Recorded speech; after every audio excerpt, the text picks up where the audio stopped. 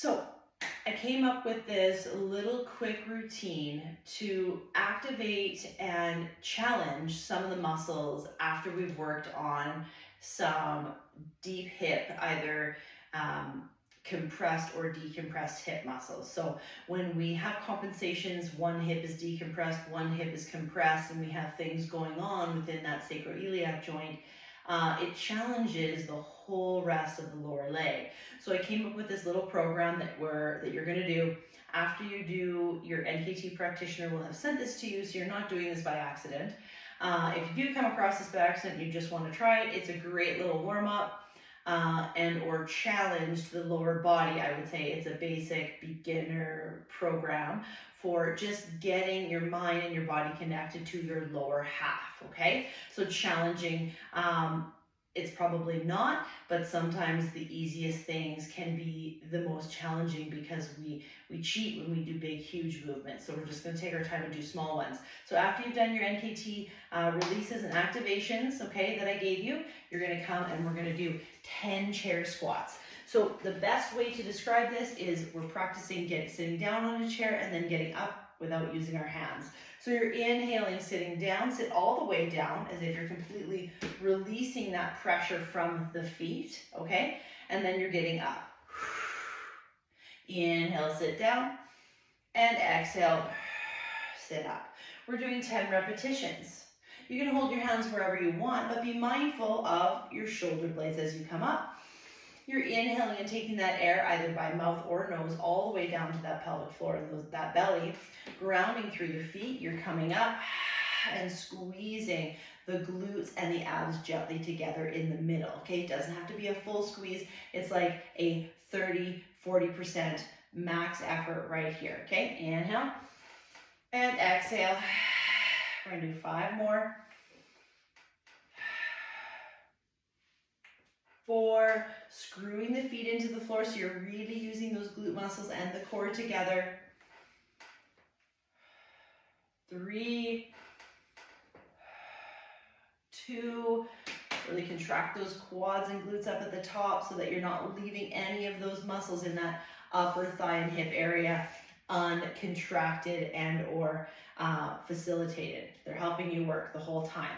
Now we're going to do a block step. So putting your chair aside, or you can use your chair, okay, for balance. I'm going to use it so it's easier to see, so I'm not holding onto the wall, but the wall is also a great place to be. You're going to do your side that is the strongest first, because you're going to get in that mindset of what muscles you're using. So as you have that foot on the block, you're going to breathe out on the way up. Inhale on the way down. As you're going down, your hips are hinging, your core is staying engaged, okay, and your hips are staying at neutral. So you're not letting your abs fall and you're not tucking the tailbone in. Light hold as if you were using the railing up the stairs, and you're bringing this leg up as if you were about to go to the next stair. Okay, we're going to just do 8 on each side, being mindful of when you're even coming down, that you're placing the weight back into the glute muscle, into the whole foot, and not placing anything more onto the toe than onto the heel, and vice versa. 3 more, right? 2, 1 more. You should be using that full leg to get up on the stool. For this one, I'm going to show you so you can see it from this angle, what my hips are doing. So now you're going to use your other leg. Okay, you're on that stool. So you're hinged slightly over top. So when you're going up the stairs, you never stop stepping like this, or you're not going to get there. You're slightly in that momentum to go up the stairs. You're going to step up and put that foot up like you're stepping to the next stairs. The glutes are contracted, the abs are in, and now your body weight is completely shifted over top of your foot. And then you're back down. See how that shifted, right? So I didn't curl forward or I didn't come back. I stayed over top of the arch of my foot. Breathe it out on the way up. I'm gonna do 5 more. Holding gently to the railing if you need that little bit of support and stability, but we want to be using the support and stability from here. That was the importance of the chair exercise before we came to this one, to awaken the core and make both the front and the back of the core work together in unison, and done. So 8 of each of those. Okay, now we're gonna go into the dead bug. The core is already activated, it's already feeling a little warm. We're gonna warm it up a little bit further and use those core muscles. So we're gonna come onto the floor. If you have quite a lordotic curve, okay, so if you're laying on the floor with your feet flat on the floor and you can put your hands underneath, no problem. You wanna roll up a small towel, okay, just a hand towel, and place it underneath that lower back so that you feel the engagement. It really helps make that connectivity with the core and the floor, okay? So from this position, you're gonna come up so your knees are maybe a little bit past 90. This might be a little bit of a hard pull on those lower abs, so we're gonna come here. We're gonna do the dead bug. You're gonna place the hands in the middle of the quads, relaxing through the shoulders, gently tucking the chin. Inhale and then exhale. Pull the belly button down and up and in, so you're putting that little bit of pressure on the floor or the towel. On your next one, you're going to inhale and draw one leg and one arm away. So this would be extra hard. This would be easier and easiest. And if you don't want to move, you can even inhale and then exhale. Just push that hand and knee together. So I have no pressure here, but on the right side, I'm pushing my hand and knee gently together. Not so that I'm arching. I want to keep that knee up a little bit past 90 so that lower back stays into the mat. Inhale. Inhale. We're just doing 5 on each side. 3, 2, 1 more. Yeah, just walk through. Okay, and we take a little breather because we want that lower back to get a break. Okay, from here, we're gonna go to the other side. So, G, nope. You're gonna bring your hands, shoulder blades back and down, chin is tucked, right? Inhale. Challenge yourself to go a little bit lower, but you cannot feel that lower back, right? We wanna be challenging the core muscles. We do not want to be feeling the lower back, and we don't want to be feeling too much in the quads. So if you are, you can either go up here higher or just do that inhale and exhale, push the hand and leg together to activate those deep core muscles. I'm just doing my left side for that 5 repetitions. Take a little breather. Gently sway the leg side to side, and I mean gently. This is about as far as I can go without feeling as though something isn't right in my sacrum. So that's as far as I'm going to go. Okay? I'm not going to hold. I'm just giving it a little shake. From there, you're going to come up and you're going to grab your chair again. And we're going to sit on the edge of our chair for an isometric hamstring. Okay? So sitting on the edge of the chair, your sit bones, okay, you want to make sure that they're nice and even. You're going to place your leg out in front of you, and you're going to lean or hinge forward. So we don't want to round our back here. We just want to lean forward. You can even hold onto the chair depending on what kind of a chair you have. Your foot is not flexed, nor is it pointed. It's just pretty neutral. Okay, wherever you feel the stretch, you're just going to breathe into that place for a moment or two. You can pull your foot up and out to the outside for a couple breaths, or you can pull it into the inside for a couple breaths. That's going to change where you feel this stretch in the lower leg. And all of those muscles is a very busy compartment. Okay, you want to make sure that they're nice and mobile. Okay. So coming here, then you're going to dig your heel into the floor for 1, 2, 3, 4, 5, and then exhale, relax.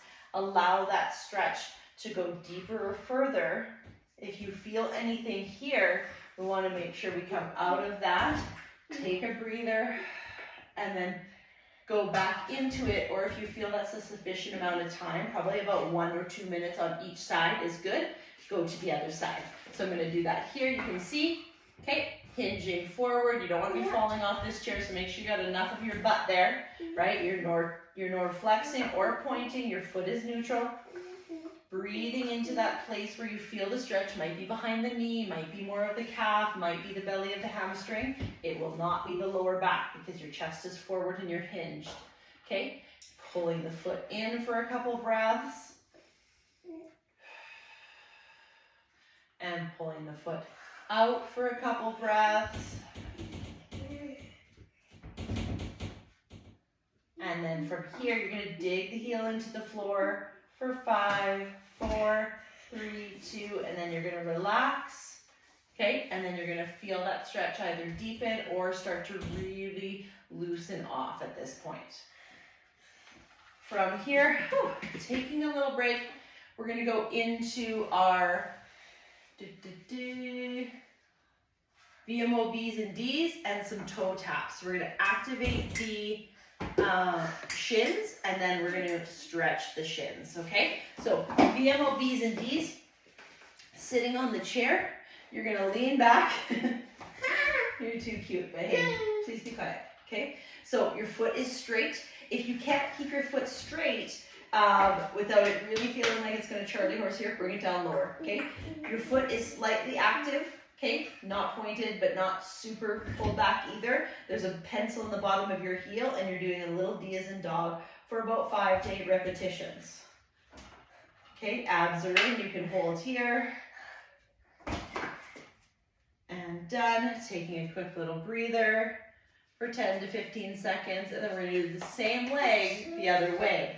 Okay, hold that leg. You want to try and challenge yourself to get higher and higher, but that's not what it's all about. We want to have a straight leg so that knee can't be bent.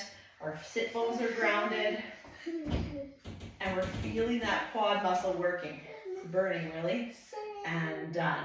Once you're done here, you're going to bring that ankle. Okay, thanks, bud. You're going to bring that ankle here, still sit bones grounded, hinge forward. So don't roll forward.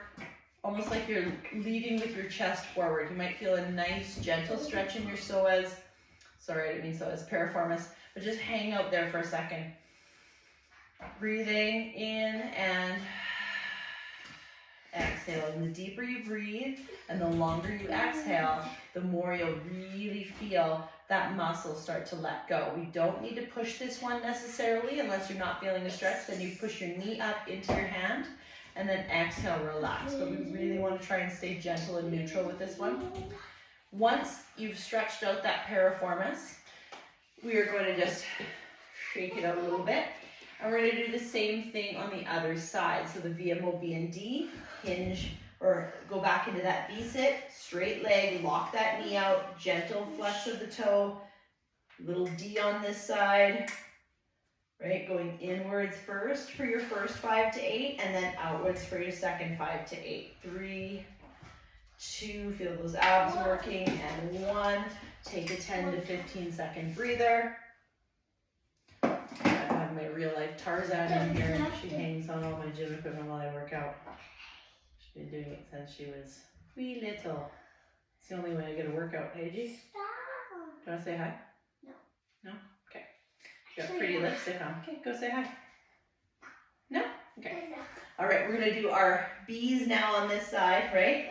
Straight leg, sit bones are grounded. 2, 3, 4, 5, 6, 7, and 8. Now we're going to cross that leg over, and you'll notice I have less mobility on this side. So I might stay here a little bit longer. I might do this side a little bit more often, but you're going to press the knee gently up into your hand, and then you're going to exhale and just allow gravity to take over on this one. You don't need to push it. Inhale and exhale.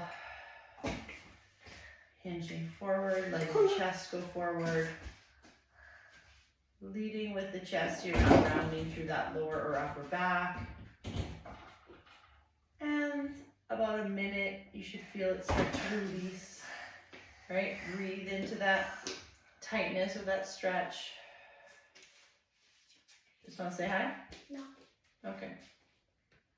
Sure, Bonnie, I'd like to see you. Say hi. No, this fell off. No? Okay. Show your lipstick. Who is it? It's my client. Sure. It's pretty. You're so pretty. Pretty. Okay, now we're gonna finish it off nice and strong with some active toe taps. So your heels are grounded, sitting on the edge of the chair. Heels are grounded. Okay, you're right underneath your knees, and you're gonna lift those toes. Okay, sitting nice and tall and strong, as hard and as fast as you can, until you start to feel the shins. Tighten up. Tighten up. They're gonna tighten up. We're just gonna keep tapping until they don't even want to go anymore. So about 30 seconds or 40 seconds. It doesn't take long for those to get really, really warm. Then we're gonna sit on the edge of your chair, and you're just gonna place your toe back behind you in a pointed position, and just to let it relax down. So you can see one butt cheek is on the chair, and the other one is back behind me. Reached out behind me, you might feel a little stretch in the hip flexor, in the quad, and then you're just gently pressing your foot down into the table, or into the floor, so that you're getting a stretch. As soon as G comes in and swinging, my mind is a little bit off.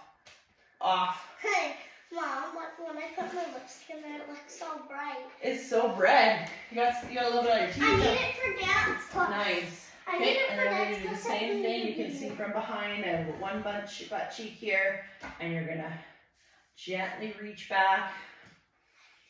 And you want to breathe into that stretch. Gently push the foot down into the floor. And this is... If you feel anything, no, G, stop, please. If you feel anything cramp, G, stop. If you feel anything cramp up, I want you just to kind of hold that position. Try not to get out of it. It will release if you just breathe into it. Then give yourself some time to let that muscle relax on its own. When we have a cramp and it starts to do that, and we jump and we run away from it, our body is like, oh, that's an injury. I might have to create a knot in order to protect myself. But if you just breathe into that trigger point that's wanting to occur, we can actually release it and allow that proprioception to happen so that it will not stay a trigger point or a knot any longer. Okay, that's just a little food for thought. And do this every day or every second day for sure with your NKT compensation pattern releases and activations.